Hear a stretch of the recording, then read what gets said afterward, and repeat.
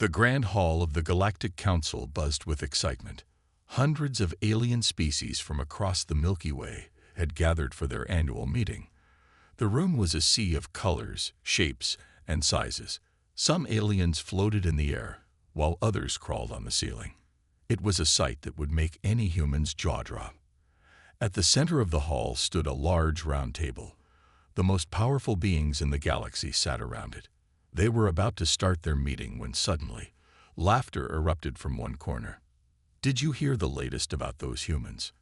asked Zork, a blob-like creature with 10 eyes. His body jiggled as he laughed. "Oh no, what have they done now?"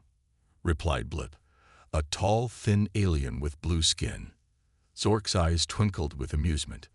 "They think they've made a breakthrough in space travel. They're calling it 4D propulsion, or something equally ridiculous." The aliens around the table burst into laughter. Even the usually serious council leader, a wise old being named Psylop, couldn't help but chuckle. "Humans and their 4D propulsion," Psylop said, shaking his head. "They barely understand 3 dimensions, let alone 4. Another alien, Gloop, joined in. "Remember when they first reached their moon? They acted like they had conquered the galaxy." More laughter filled the room. Stories of human achievements were shared, each one funnier than the last.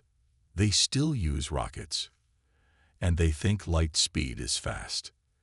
Did you know they can't even telepathically communicate yet?" The jokes continued, and the laughter grew louder. The humans, with their primitive technology and limited understanding of the universe, had become the galaxy's favorite comedy show. Amidst the laughter, a small, squeaky voice spoke up.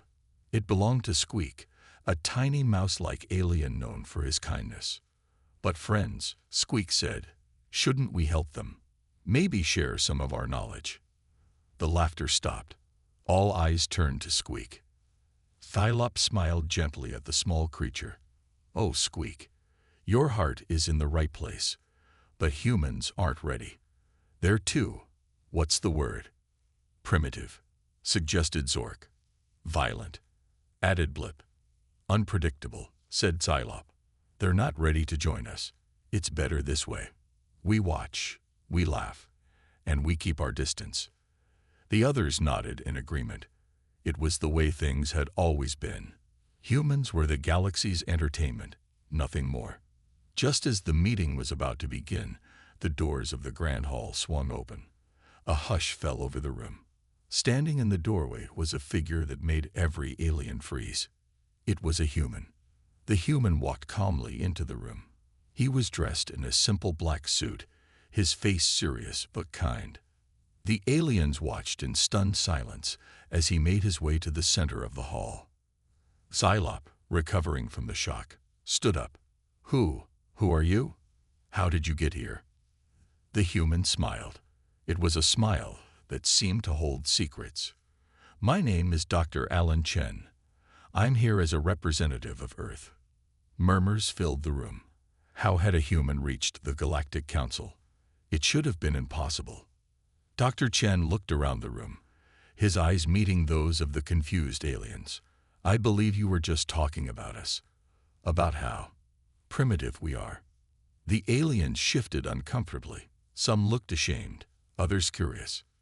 "Well," Dr. Chen continued, his smile growing wider, "I'm here to tell you that things aren't always as they seem. Humanity has been busy, and we have a surprise for you all." He paused, letting the suspense build. The entire hall held its breath, waiting. "We've mastered travel through the 7th dimension." Silence. Complete and utter silence. Then chaos erupted. Aliens were shouting, some in disbelief, others in fear. Thylop tried to calm the crowd, but his own hands were shaking. As the noise grew, Dr. Chen stood calmly in the center. The cosmic joke, it seemed, was on them. Humanity's laughter would be the last to fade. Deep beneath the Rocky Mountains, in a top-secret facility known only as Project Icarus, a group of the world's brightest minds gathered around a massive machine. The air hummed with energy and excitement. Today was the day they had all been waiting for. Dr. Sarah Lee, the project's lead scientist, stepped forward. Her hand shook slightly as she adjusted her glasses.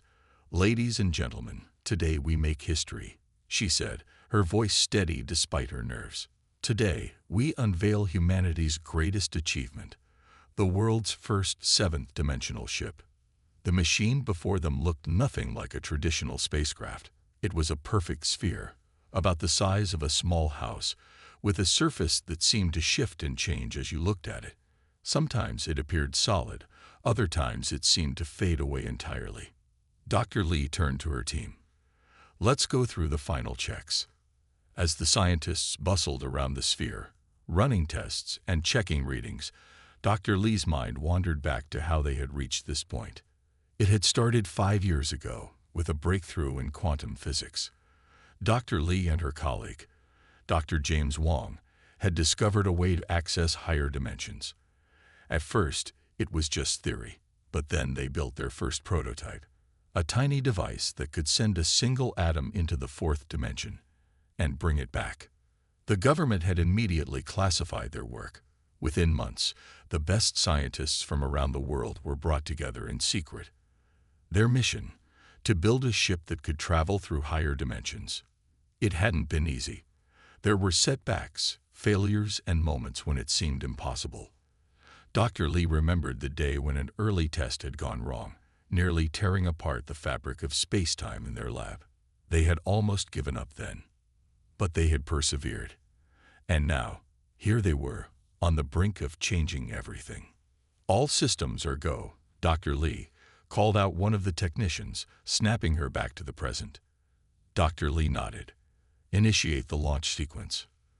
The room fell silent as the computers began to hum. On a large screen, numbers and equations flashed by at dizzying speeds. The sphere began to glow, softly at first, then brighter and brighter. Suddenly, alarms began to blare. Red lights flashed throughout the facility. "What's happening?" Dr. Lee shouted over the noise. Dr. Wong rushed to a computer terminal. "The energy readings are off the charts. It's pulling in more power than we anticipated." The sphere was now pulsing with light, so bright it hurt to look at directly.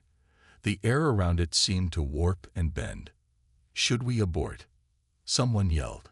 Dr. Lee hesitated for a moment. This was unexpected, potentially dangerous. But they had come too far to stop now. "No," she said firmly. "We continue." The next few minutes were chaos. The facility shook as if hit by an earthquake. Equipment sparked and short-circuited. Scientists held on to whatever they could to stay upright. And then, as suddenly as it had started, everything stopped. The alarms fell silent. The shaking ceased. The blinding light faded. Where the sphere had been, there was now nothing. Just empty space. For a long moment, no one moved or spoke. Had it failed? Had the ship been destroyed? Then, with a sound like thunder, the sphere reappeared. But it was different now. Its surface rippled like water, showing glimpses of impossible geometries and colors that shouldn't exist. Dr. Lee approached it cautiously. As she got closer, she could hear something. Whispers, maybe, or music. It was unlike anything she had ever experienced. It worked. She breathed, a smile spreading across her face. It actually worked. The team erupted into cheers and applause. They had done it. They had created a ship that could travel through the seventh dimension. But as the celebration continued around her, Dr. Lee noticed something strange. The air around the sphere seemed to shimmer like a heat haze, and for just a moment, she thought she saw something else. A glimpse of another world, perhaps, or many worlds. She shook her head, trying to clear it. They had succeeded beyond their wildest dreams, but she couldn't shake the feeling that they had also opened a door to something they didn't fully understand. As the team began running tests on the return ship, Dr. Lee made a mental note to be extra cautious moving forward. They had unlocked the power of the seventh dimension, but at what cost? Only time would tell. The Galactic Council chamber was still in chaos. Aliens of all shapes and sizes were talking over each other, some shouting, others whispering in hushed tones. The revelation that humans had mastered seventh-dimensional travel had sent shockwaves through the assembly. Dr. Alan Chen stood calmly in the center of the storm. He waited patiently for the noise to die down. Finally, Xylop, the council leader, raised all four of his hands for silence. "Dr. Chen," Xylop said, his voice trembling slightly, "you claim that humans have mastered seventh-dimensional travel. Can you prove this?" Alan smiled. He reached into his pocket and pulled out what looked like a small remote control. "I thought you might ask that," he said. He pressed a button. For a moment, nothing happened. Then, with a sound like thunder, a shimmering sphere appeared in the middle of the chamber. It was the size of a car, its surface rippling like water. Impossible colors danced across its surface. The aliens gasped. Some moved back in fear, others leaned forward in fascination. "This," Alan said, "is a miniature version of our seventh-dimensional ship. We call it the Cosmic Egg." Zork, the blob-like alien who had been joking about humans earlier, spoke up. It can't be real. It must be a trick." Alan raised an eyebrow. "Would you like a demonstration?" Before anyone could respond, Alan pressed another button. The sphere began to pulse with light. Suddenly, it vanished, only to reappear on the other side of the chamber a second later. Then it was back in the center. Then it was in multiple places at once. The aliens watched in stunned silence as the sphere danced around the room, defying all laws of physics they knew. Finally, Alan pressed the button again, and the sphere settled back in the center of the room. "As you can see," Alan said, "this is no trick. We have indeed mastered travel through the seventh dimension." The chamber erupted into noise again. Some aliens were excited, others terrified. Xylop looked like he might faint. Blip, the tall blue alien, stepped forward. But how? How did you do this? You were so primitive." Ellen finished for him. "Yes, we let you believe that. It was, how do I put this, a strategic deception." He looked around the room, meeting the eyes of the stunned aliens. "For centuries, we watched you watching us. We knew you were out there, laughing at our primitive technology. So we decided to keep our true progress a secret." The aliens looked at each other in disbelief. They had been fooled, and fooled completely. "But why reveal it now?" Xylop asked. Alan's face grew serious. "Because the galaxy is changing. New threats are emerging. We believe it's time for humanity to take its place in the galactic community." He paused, letting his words sink in. "We come in peace and with an offer of alliance. But make no mistake, we are no longer the primitive species you once laughed at. We are equals now, perhaps even more." The chamber fell silent as the aliens processed this information. The balance of power in the galaxy had shifted dramatically in just a few minutes. Squeak, the small mouse-like alien, was the first to speak. I think we should welcome them," he said, his tiny voice filled with excitement. "Think of what we could learn from each other." Slowly, other aliens began to nod in agreement. The initial shock was wearing off, replaced by curiosity and, in some cases, excitement. Xylop stood up, his many arms spread wide. "Dr. Chen," he said, his voice formal, "on behalf of the Galactic Council, I extend a welcome to humanity. We have much to discuss." Alan nodded, a smile spreading across his face. "Indeed we do," he said. "Indeed we do." As the council began to discuss the implications of this new development, Alan couldn't help but feel a sense of pride. Humanity had not only caught up with the rest of the galaxy, they had surpassed them. The cosmic joke, it seemed, had a very unexpected punchline. The massive seventh-dimensional ship, christened Odyssey, hovered silently above the alien planet Zarkon. Its sleek, ever-shifting surface reflected the twin suns of the Zarkon system, creating a dazzling light show in the planet's purple sky. Inside the ship's control room, Captain Maria Rodriguez took a deep breath. This was humanity's first official diplomatic mission using the new technology. The stakes were high. "All systems are go, Captain," reported Lieutenant Zhang, her second in command. "The Zarkonians are requesting permission to board." Maria nodded. "Grant them access. Let's show them what humanity can do." A shimmering portal opened in the center of the control room. Through it stepped 3 Zarkonians, tall, insect-like creatures with iridescent wings and compound eyes. They looked around in awe, their antennae twitching with excitement. "Welcome aboard the Odyssey," Maria said, stepping forward with a smile. "I'm Captain Rodriguez." The lead Zarkonian bowed slightly. "I am High Chancellor Zizek. We are honored to be here. Your ship, it's incredible." Maria's smile widened.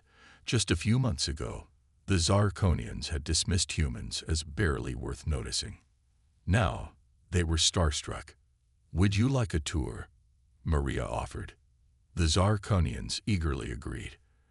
As they moved through the ship, Maria explained its features.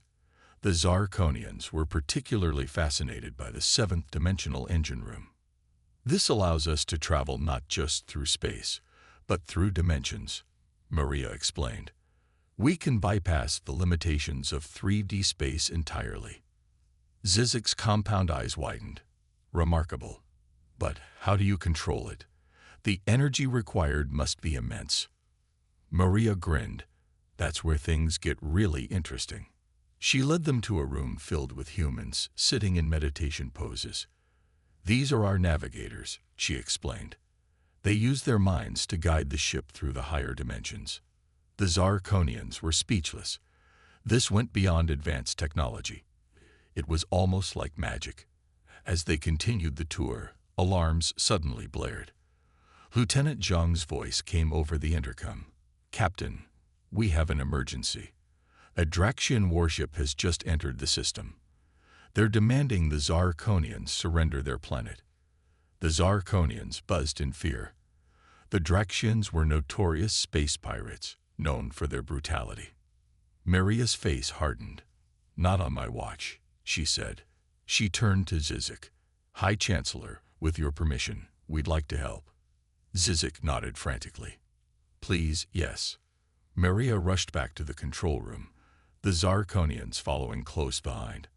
On the main screen, they could see the Draxian ship, a hulking, menacing vessel bristling with weapons.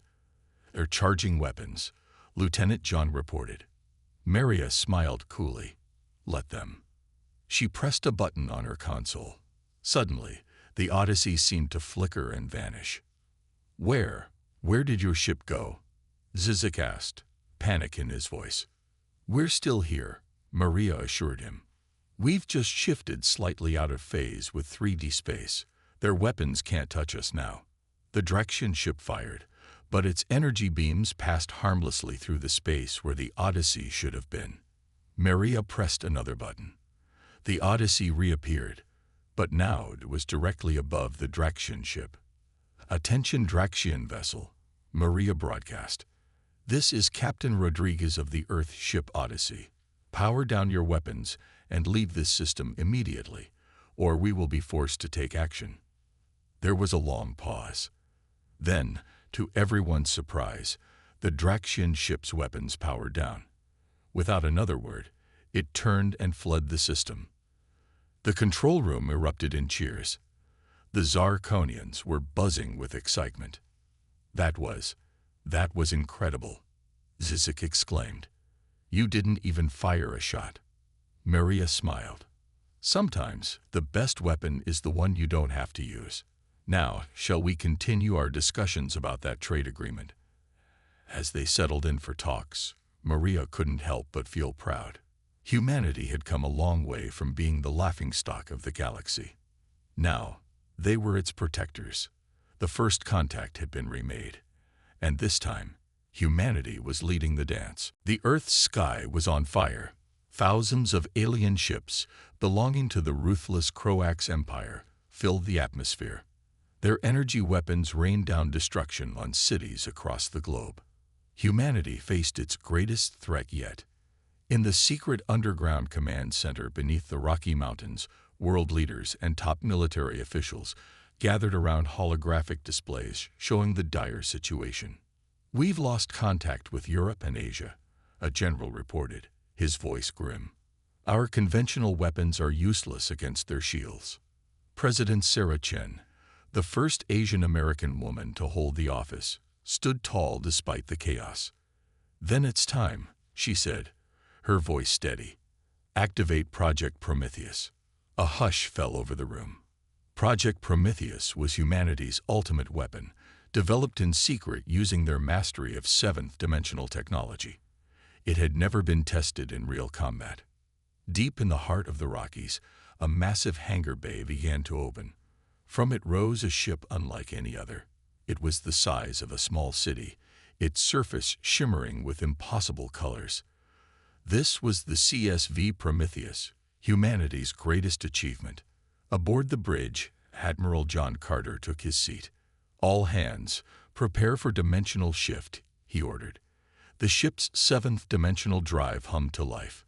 In an instant, the Prometheus vanished from Earth's atmosphere, reappearing in the midst of the Croax fleet.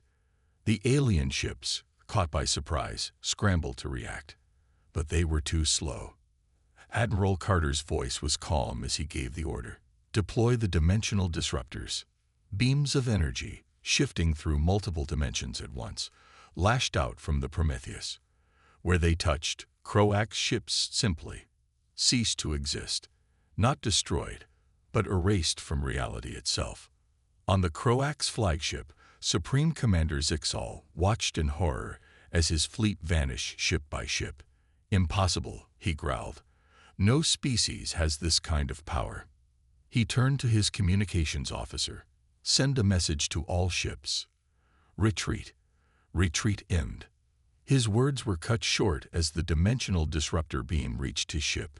In an instant, the massive flagship, along with Zixal and his entire crew, were wiped from existence. Back on Earth, cheers erupted in the command center as they watched the Croax fleet disappear. But President Chen's face remained serious. "What's the collateral damage?" she asked. A scientist stepped forward. "Minimal, Madam President. The dimensional disruptors only affect their targets. No harm to Earth or its people." President Chen nodded, relief evident on her face. "And the Croax?" "Gone," the scientist replied. "Not just destroyed, but erased from this timeline. It's as if they never existed." A heavy silence fell over the room as the implications sank in. They had won, but at what cost? They had wielded a power that could rewrite reality itself. Admiral Carter's face appeared on the main screen. "Prometheus reporting in, Madam President. The threat has been neutralized. Awaiting further orders." President Chen took a deep breath. "Stand down, Admiral. Return to base. We have much to discuss." As the Prometheus descended back to Earth, news of the victory spread rapidly. Celebrations broke out worldwide. Humanity had faced extinction and emerged triumphant. But in the command center, the mood remained somber. The world's leaders knew that everything had changed. With the power of the seventh dimension, humanity was now the most formidable species in the known galaxy. President Chen addressed the room. "Today, we've demonstrated power beyond imagination. We've saved our world, but we've also changed the course of galactic history." She paused, looking each person in the eye. "The question now is, what do we do with this power? How do we ensure it's used responsibly?" As discussions began, one thing was clear. Humanity's place in the universe had been irrevocably altered. They were no longer the newcomers, the underdogs. They were now the most feared and respected species in the galaxy. The cosmic joke had turned serious. Humanity's laughter had faded, replaced by the weight of unprecedented power and responsibility. The future of the galaxy now rested in their hands. 1 month after the Croax invasion, the United Nations General Assembly convened for an emergency session. The Grand Hall in New York was packed with representatives from every nation on Earth. The air buzzed with tension and excitement. At the podium, Secretary General Amina Okafor cleared her throat. "Ladies and gentlemen," she began, "we are here today to discuss the most important issue humanity has ever faced: the power of seventh-dimensional technology." Murmurs rippled through the crowd. Everyone knew what was at stake. "We have the ability to reshape reality itself," Amina continued. "The question is, how do we use it?" The floor opened for debate. Immediately, two clear factions emerged. First to speak was General Viktor Petrov of Russia. "We must use this power to ensure Earth's safety," he argued, his voice booming. "We should build more ships like Prometheus, create a fleet to patrol our solar system. No one will dare threaten us again." Cheers erupted from some delegates, while others looked uncomfortable. Next, Dr. Aisha Patel of India took the floor. "But at what cost?" she asked. "This technology could solve world hunger, cure diseases, reverse climate change. We have a duty to use it for the betterment of all humanity, not just for military might." More cheers, mixed with shouts of disagreement. The debate raged on. Some nations wanted to keep the technology secret, using it only for defense. Others argued for full disclosure to the global scientific community. In the midst of the chaos, a quiet voice spoke up. It was Dr. Alan Chen, the man who had first revealed humanity's advancement to the Galactic Council. "Friends," he said, his voice somehow carrying over the noise, "we're asking the wrong question." The room fell silent, all eyes turning to Alan. "The question isn't how we use this power," he continued. "It's whether we should use it at all." Gasps and murmurs filled the room. Alan pressed on. "We've seen what this technology can do. We erased an entire species from existence. Yes, they were invaders, but think about it. We didn't just kill them. We erased them from history, their families, their culture, everything they ever were or could be. Gone." The room was dead silent now, every face serious. "We're not gods," Alan said softly. "We're not meant to have this kind of power. The responsibility is too great." For a moment, no one spoke. Then, predictably, the arguments began again. "We can't just ignore this technology," someone shouted. "But can we trust ourselves to use it wisely?" another countered. As the debate heated up once more, President Sarah Chen of the United States stood up. All eyes turned to her. "Dr. Chen is right," she said, her voice firm. "We're not ready for this power. No one is." She took a deep breath.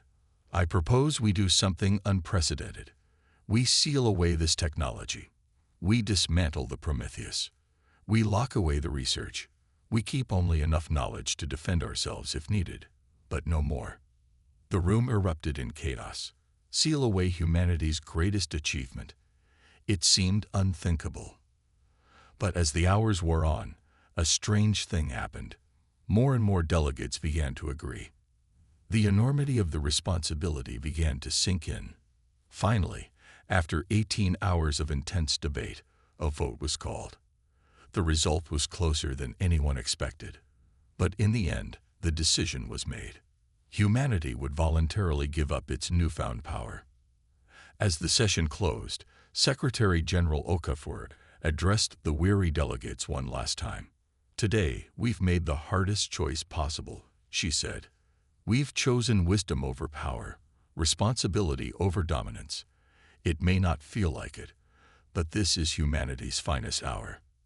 As the delegates filed out, the mood was somber but resolute. They had touched the face of godhood and chosen to turn away. The seventh-dimensional technology would be sealed away, hidden from the galaxy and from themselves. Humanity would continue its journey among the stars, not as conquerors or gods, but as equals. The cosmic joke had come full circle.